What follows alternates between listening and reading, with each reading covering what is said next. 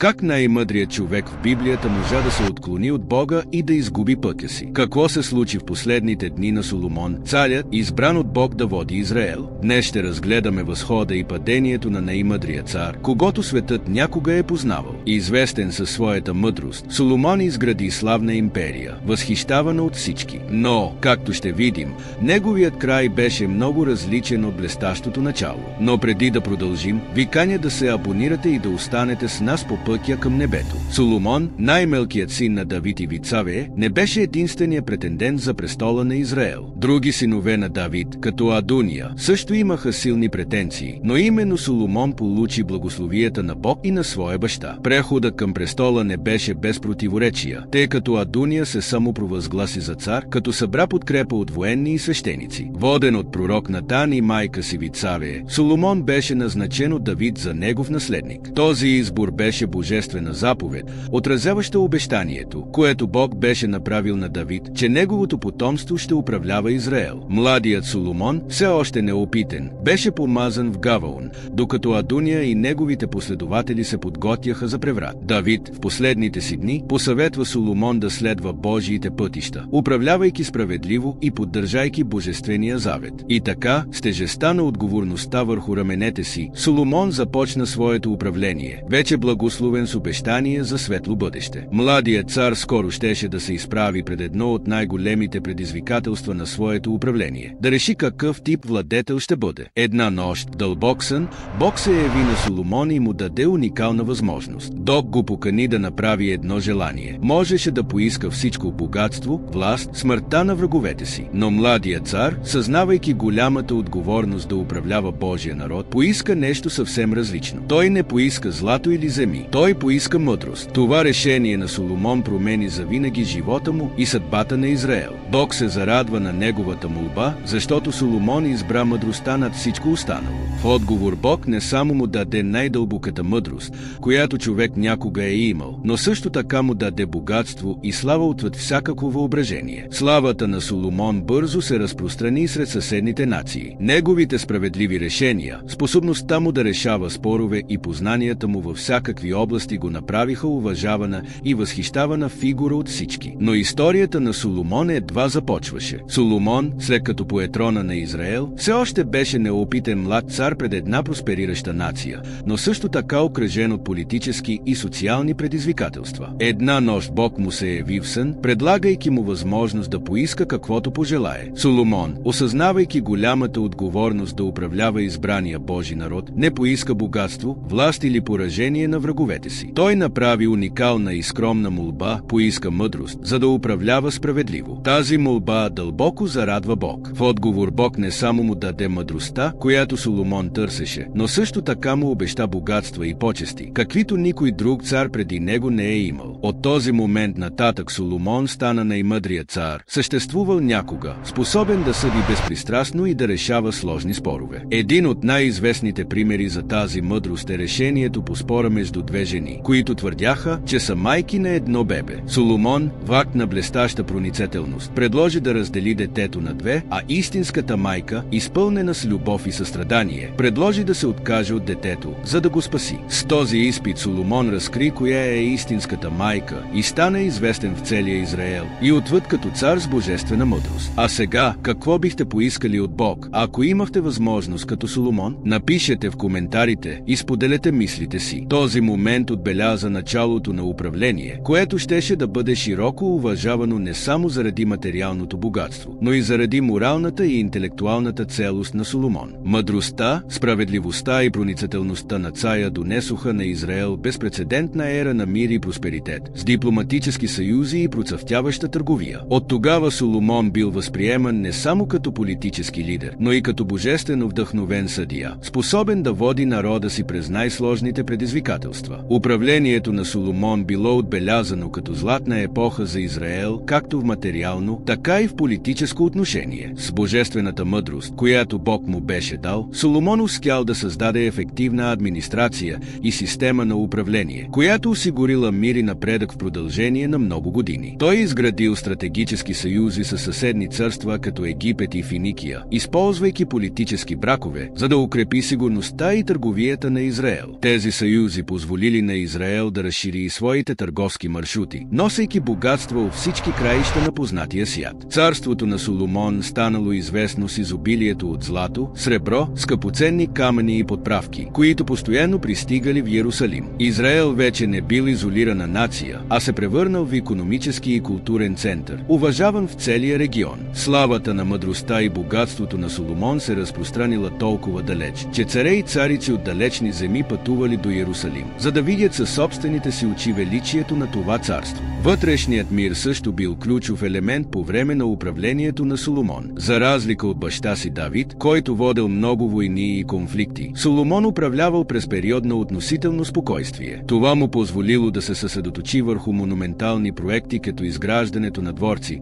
пътища и най-вече храма в Йерусалим, който станал религиозният и духовен център на нацията. Тази златна епоха била време на голямо артистично и интелектуално развитие. Соломон насърчавал изкуствата, музиката и литературата. Много от притчите и песните, приписвани на него, се превърнали в част от народната мъдрост на Израел, предавана от поколение на поколение. Неговите писания разкриват ум, дълбоко загрижен за морални, философски и духовни въпроси, което допълнително утвърждавало репутацията му на най-мъдрия цар. Въпреки това, този просперитет и мир не дошли без предизвикателства. Въпреки че царството външно процъфтявало, вътрешни напрежения започнали да възникват, особено заради луксозния начин на живот, който Соломон и неговият двор възприели. Високите разходи за поддържане на неговите грандиозни строежи и политическите съюзи довели до тежки данъци и принудителен труд, което започнало да предизвиква недоволство сред народа. Тези проблеми, макар и незабележими в началото, започнали да подкопават стабилността, която Соломон беше изградил. Една от най-големите постижения на управлението на Соломон била построяването на храма в Йерусалим. Този монументален проект не само отбелязал върха на неговото лидерство, но и символизирал завета между Бог и Израел. Храмът станал духовният център на царството, представлявайки Божия дом на земята, свещено място за израилтяните и ориентир за поклонение. Идеята за построяването на храма не започва с Соломон. Неговият баща, цар Давид, вече бе изразил желание да издигне дом за ковчега на завета, който до тогава стоеше в шатри от времето на Моисей. Въпреки това, именно Соломон беше избран да изпълни тази мисия, получавайки подробни инструкции от Бог как трябва да бъде изграден храмът. А вие какво мислите? Построяването на храма беше ли най-голямото постижение на Соломон? Споделете мнението си в коментарите. Храмът в Йерусалим не беше просто религиозна сграда. Той беше върховен символ на идентичността на Израел като избран народ на Бога. Строежът беше внимателно планиран, като бяха използвани най-добрите материали – кедър от Ливан, злато, сребро и скъпоценни камъни. Самият цар Хирам от Тир допринесе, като осигури дървен материал и специализирани занаятчии за проекта. Строежът продължил 7 години и включвал хиляди работници. Работата била толкова грандиозна, че изисквала монументално усилие от страна на царството, като ресурсите идвали от различни части на империята. Когато храмът беше завършен, Соломон проведе голяма церемония по посвещаването му. В искрена молитва той помоли Бог храмът да бъде място на убежище, прошка и мир не само за израилтяните, но и за всички, които търсят Божието присъствие. По време на церемонията славата на Бог изпълни храма, потвърждавайки неговото одобрение за свършената работа. Храмът стана сърцето на Израел, където свещениците принесяха жертви и народът се събираше, за да отбележи религиозните празници. Там беше поставен ковчегът на завета, съдържащ плочите с 10 заповеди в Светая Светих. Това място се достъпваше само веднъж годишно от първосвещеника в свещен акт на изкупление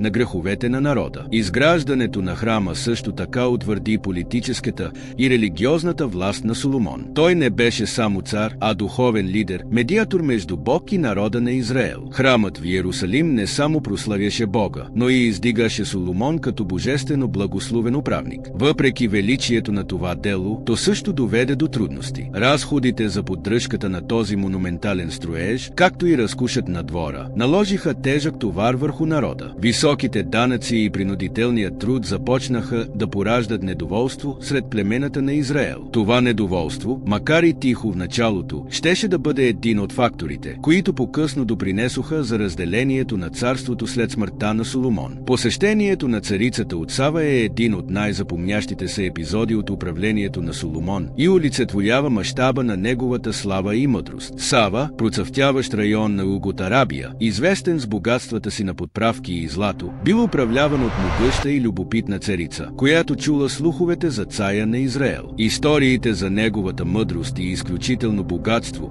достигнали до най-далечните краища на нейното царство, събуждайки желанието и да види със собствените си очи дали тези разкази са верни. Царицата, впечатлена от чутото, не се задоволила само със слуховете. Решена да изпита мъдростта на Соломон, тя предприела дълго пътуване до Иерусалим, като довела със себе си керван, натоварен с ценни дарове злато, скъпоценни камъни и редки подправки. Но основната й цел не била просто да отдаде почит на царя на Израел, а да постави на изпитание неговата мъдрост с трудни въпроси и загадки. Когато пристигнала в Иерусалим, царицата от Сава била впечатлена не само от богатството и организацията на царството, но и от самата личност на Соломон. При срещата си с него тя му представила най-сложните си въпроси, а Соломон, с мъдростта, дадена му от Бога, отговорил на всички с прецизност и брилянтност. Нищо не останало скрито за царя, който е изумил във всеки аспект. А вие познавате ли историята за посещението на царицата от Сава? Споделете в коментарите как си представяте тази среща. Царицата, осъзнавайки, че мъдростта на Соломон далеч надхвърля чутото, останала възхитена. Тя заявила, че всичко, което била чула за него, не можело да се сравни с реалността. Великолепието на двореца му, начинът, по който функционирала неговата свита, богатството на неговите притежания и дълбочината на неговата мъдрост оставили без думи. За царицата от Сава, царството на Соломон било живо доказателство за Божиите благословии над Израел. Освен обмена на знания и богатства по време на това посещение, срещата символизирала нещо по-голямо. Славата на Соломон не била ограничена само до Израел или до близките региони. Неговата репутация като най-мъдрият цар в света била преминала граници и достигнала далечни земи. Царицата от Сава се върнала в своята страна, носейки не само дарове и богатства, но и свидетелството, че мъдростта на Соломон наистина била изключителна. Този епизод също така подчертава важността на дипломатическите съюзи и културния обмен, които Соломон изграждал с други нации. Посещението на царицата още повече затвърдило позицията на Соломон като международно уважаван лидер, както заради неговата интелигентност, така и заради способността му да поддържа мирни и взаимно изгодни отношения с други царства. Въпреки че това посещение беше връх в славата и мъдростта на Соломон, то също така предвещаваше нещо помрачно. Нарастващото богатство и власт на Соломон започнаха да го отдалечават от принципите на простота и ярност към Бог, които белязаха началото на неговото управление. Идолопоклонството и чуждестранното влияние, които по-късно щеяха да изиграят ключова роля в неговия упадък, бавно започнаха да се промъкват в живота на царя. Въпреки цялата мъдрост и слава, които белязаха първите години от неговото управление, упадъкът на Соломон започна да се проявява чрез неговите политически и лични решения. Една от най-противоречивите практики на Соломон беше женитбата му с множество чуждестранни принцеси стратегия, която в началото изглеждаше полезна, но постепенно се превърна в голям духовен проблем както за него, така и за Израел. През управлението си Соломон сключи бракове с жени от различни нации, като Египет, Емуав, Амон, Сидон и дори хетите. Тези бракове не бяха само романтични съюзи, а по-скоро политически договори, целящи да укрепят дипломатическите отношения с други нации и да гарантират мира в Израел. Всяка нова съпруга носеше със себе си гаранция за лоялност и сътрудничество от своята родина, като по този начин разширяваше мрежата от международни съюзи на Соломон.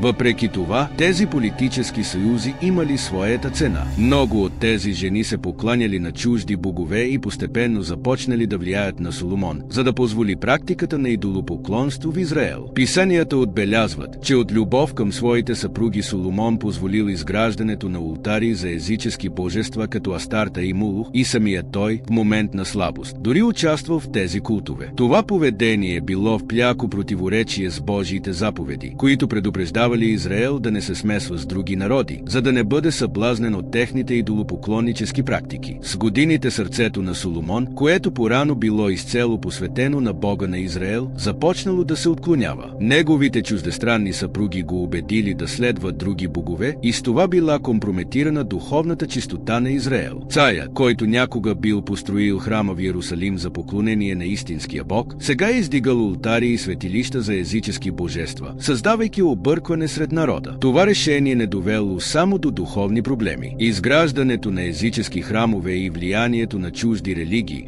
започнали да разяждат социалната и религиозната структура на Израел. Народът, който порано бил воден от твърд завет с Бог, започнал да се разделя на тези, които оставали верни на Бога на Израел, и на тези, които възприемали идолопоклонническите практики, въведени от Соломон и неговите съпруги. Моралният и духовен упадък на Соломон не останал незабелязан от Бог. Господ, който бил благословил Соломон с мъдрост и просперитет, изпратил пророци, за да го предупредят за последиците от неговата неверност. Въпреки това, Соломон, вече дълбоко въвлечен в своите съюзи и външни отношения, пренебрегнал божествените предупреждения. Сърцето му вече не било изцяло предано на Бога, и това щело да доведе до сериозни последици не само за него, но и за цялото царство на Израел. Тази фаза на упадък отбелязала повратен момент в живота на Соломон. Човекът, който започнал своето управление като пример за мъдрост и послушание, сега се озовал в капан на политически съюзи, морални компромиси и религиозни практики, които го отдалечавали от Бога. Това било началото на края на неговото славно царуване. Колкото повече Соломон се въвличал в живота на своите чуждестранни съпруги и техните религиозни практики, толкова повече започнал да възприема поведение, което преди би било немислимо за най-мъдрия цар на Израел. Царят, който построил великия храм в Иерусалим, посветен на единствения истински Бог, сега издигал ултари за езически божества в различни части на своето царство. Това било върхът на неговата духовна неверност. Соломон, повлиян от принцесите на различни народи, позволил да бъдат издигнати ултари за богове като Астарта, богинята на сидонците, и Молух, жестокото божество на амоникяните, чието поклонение е включвало човешки жертвоприношения. Тези ултари не били издигнати тайно. Те дели пред очите на целия израилски народ, особено в околностите на Иерусалим. Тези действия били в пряко противоречие с закона на Бога, който забранявал идолопоклонството и всякакъв вид култ към чужди богове. Това, което прави този период от управлението на Соломон още по-трагичен, е, че той не бил невеж или неосъзнат грешник. Напротив, той знаел истината.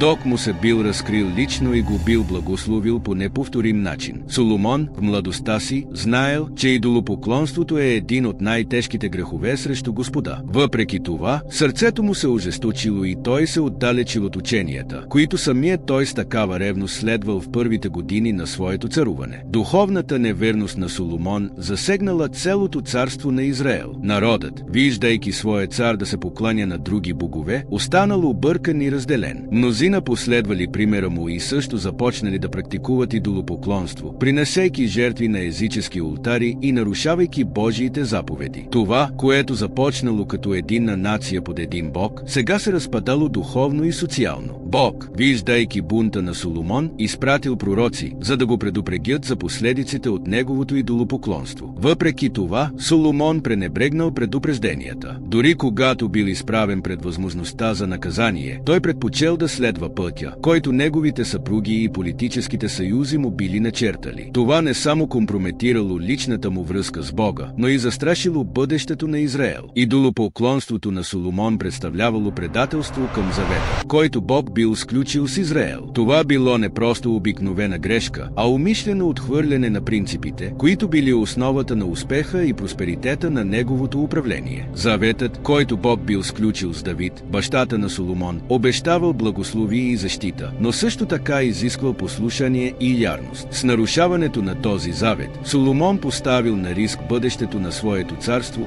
и благосъстоянието на своя народ. С идолопоклонството на Соломон царството на Израел започнало да търпи духовните последици от тази непослушност. Макар все още да имало материален просперитет и политически мир за известно време, духовният упадък на царството бил неизбежен. Непослушанието на Соломон довело до сериозни последствия не само за него лично, но и за цялата нация на Израел, която скоро щела да се изправи пред последиците от следването на цар, който се отдалечил от Бога. Бог, дълбоко разочарован от неверността на Соломон, му изпратил предупреждения чрез пророци. Тези вестители бяхте ли го предупредили, че пътят на идолопоклонството ще донесе опустошителни последствия за него и царството му? Въпреки първоначалните благословии, които Соломон бил получил, Бог заявил, че неговото отклонение няма да остане безнаказано. Гневът на Бога не бил незабавен, но бил ясен. След смъртта на Соломон, царството щяло да бъде разделено. Единствено заради любовта си към Давид, Бог не отнел трона от Соломон, докато бил жив. Въпреки това, единото царство на Израел било с преброени дни, а непослушанието на Соломон довело до дълготрайна разяла в историята на избрания народ. Пряката последица от идолопоклонството на Соломон била разделението на царството на Израел. След смъртта му, царството било разделено на две: Северното царство Израел и Южното царство Юда. Това разделение отслабило нацията и е направило уязвима за външни нашествия и вътрешни конфликти. Царството, което някога било обединено под управлението на Давид и процъфтявало при ръководството на Соломон, сега било разкъсано от духовна непослушност. Обещанието на Бога да защитава Израел оставало, но действията на Соломон разрушили единството на народа и въздействието на това разделение се усещало в продължение на поколения. В последните години от живота си Соломон започнал да усеща тежестта на своите избори. Мъдростта, която някога го водела към справедливи решения, сега го карала да размишлява върху пътя, който бил поел. Той осъзнал, че дълбоко се бил отклонил от Божията воля, позволявайки на външни влияния и на собствените си слабости да го отведат далеч от божествения план. Покаянието на Соломон е загатнато в неговите късни писания, особено в книгата Еклесиаст, където той размишлява върху безсмислието на богатствата, властта и дори на самата мъдрост. Въпреки това, Библията не споменава изрично дали Соломон се е помирил напълно с Бог преди смъртта си. Царят, който започнал управлението си с толкова много обещания и божествено благоволение, завършил дните си в разкаяние, но също така обграден от неизбежните последствия на своите грешки. Неговите последни думи и действия, макар и изпълнени с размисъл, оставят сянка на несигурност относно неговата крайна духовна съдба. Еклесиаст е една от най-загадъчните книги в Библията, приписвана на Соломон в последните му години. В нея царят размишлява за преходността на живота и празнотата от търсенето на удовлетворение в материалните неща. Известната фраза "суета на суетите, всичко е суета" обобщава чувството му, че всички богатства, постижения и удоволствия, които е преживял през живота си, не донесли истинско щастие или духовен мир. Соломон заключава, че в края на всичко най-важното е да се боим от Бога и да спазваме Неговите заповеди. Този последен размисъл е свидетелство за духовното израстване на царя в последните му дни, което предполага късно покаяние и дълбоко разбиране на човешката крехкост пред Бога. Смъртта на Соломон бележи началото на един от най-мрачните периоди в историята на Израел. Въпреки че той оставя впечатляващо наследство в богатство, култура и архитектурни постижения, като храма в Иерусалим, неговата духовна непослушност носи дълбоки и необратими последици. Царството, което баща му Давид бе обединил и което той самият бе издигнал до ниво на слава и просперитет, бързо започнало да се разпада след смъртта му. Бог бе обещал на Соломон, че поради неговия грях царството ще бъде разделено. Но поради любовта си към Давид, това разделение нямаше да настъпи, докато Соломон е жив. Така след смъртта му синът на Соломон, Ровоам, наследява вече отслабен трон. Народът на Израел, уморен от тежките данъци и принудителния труд, наложени от Соломон за финансиране на неговите грандиозни строежи и луксозен живот, изисква облегчение от новия цар. Ровоам, под влиянието на неопитни съветници, отказва да чуе исканията на народа, засилвайки недоволството. Тази грешка се оказва фатална. 10 от 12 племена на Израел се разбунтуват срещу Ровоам и провъзгласяват Иеровоам, бив служител в армията на Соломон, за свой нов цар. Това въстание води до разделението на царството на две: Северното царство Израел, под ръководството на Иеровоам, и Южното царство Юда, управлявано от Ровоам и неговите наследници. От този момент нататък Израел никога повече не е бил единната нация, която е била по време на управлението на Давид и Соломон. Това разделение отслабва нацията във всяко отношение – военно, политическо и духовно. Северното царство бързо изпада в идолопоклонство, покланяйки се на чужди богове и отдалечавайки се от храма в Иерусалим, докато Южното царство, макар и запазило храма и линията на Давид, също се бори да запази своята ярност към Бога под влиянието на външни сили. Разделението на царството в крайна сметка е изпълнение на пророчеството, което Бог бе направил на Соломон, показвайки, че дори най-мъдрият цар не е имунизиран срещу последиците от своето непослушание. Наследството на Соломон, следователно, се превръща в сме от величие и провали. Той е отговорен за трансформирането на Израел в световна сила, но също така за семената на неговия упадък. Неговото царство, което започнало с обещания за просперитет и мъдрост, завършило с разделена нация, духовно отслабена и политически нестабилна. Името на Соломон останало запомнено не само заради неговите постижения, но и заради грешките, които го довели до падение. Въздействието на неговите решения продължило да утеква в продължение на векове в историята на Израел. Историята на Соломон е силно напомняне, че дори най-мъдрите могат да се загубят без живот на покорство към Бога. Неговото изкачване до слава било толкова впечатляващо, колкото и трагичното му падение. Основният урок от неговия живот е ясен. Земната мъдрост и успех са безсмислени без духовна ярност. Затова трябва да се замислим за нашия собствен живот. Търсим ли мъдрост и просперитет, но пренебрегваме ли връзката си с Бога? Нека се поучим от грешките на Соломон и винаги да насочваме сърцето си към това, което наистина има значение. Ако ви хареса тази размисъл за живота на Соломон, абонирайте се за канала, споделете това видео с приятелите си и оставете коментар за това, коя част от историята ви е впечатлила най-много. Следете за още видеа за великите личности от Библията.